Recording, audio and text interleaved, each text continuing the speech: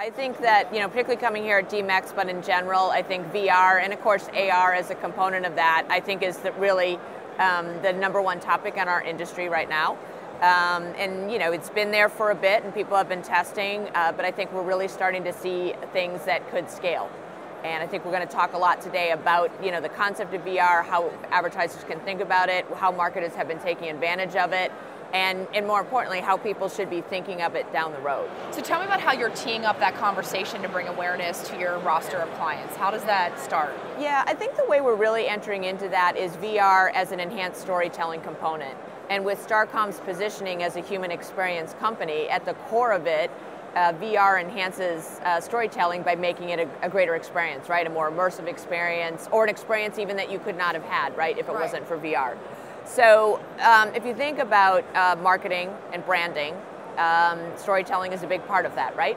Because when we tell a story and it can include rational components and emotional components, then consumers connect with brands. So as we talk to our clients, it's not like, oh, here's another channel, right, that we need to shift money to, but rather this is a technology that it can enhance our storytelling.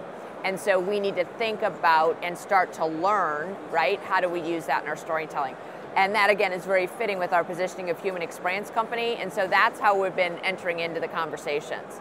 And one of the things that I was just talking about is when you do that, there's no category or brand or market or client that's more endemic than not. A lot of times with new technology, people try to say, oh, well, that's really particular for this category. But we've seen a body of work that ranges from, Mercedes here in Europe, that used it incredibly effectively for test drive and reaching consumers in the business class lounges, right? And they could do a test drive. Fabulous. Maybe a little bit more functional, but fabulous. Then you've got P&G who used it on Gillette deodorant, and they simulated high stress environment where you would sweat. And so you think of that range and you're like, wow, any brand could be thinking about how it enhances their storytelling. So it's interesting. So are there any brands that maybe it's not a good fit, right? Because it feels like there's a level of intimacy with the consumer that is, are all brands ready for that? Are they at that stage of maturation? How do you get them there to the fact where storytelling is part of their DNA? Well, yeah, and what I'd tweak what you're saying, because a bit at the start, but you actually mentioned it, is it's right for any brand, but your question, which you said, is are you ready for it? And the answer has to be more, is your consumer ready for it, rather than are you ready for it? Because the reality is the consumer leads us, right?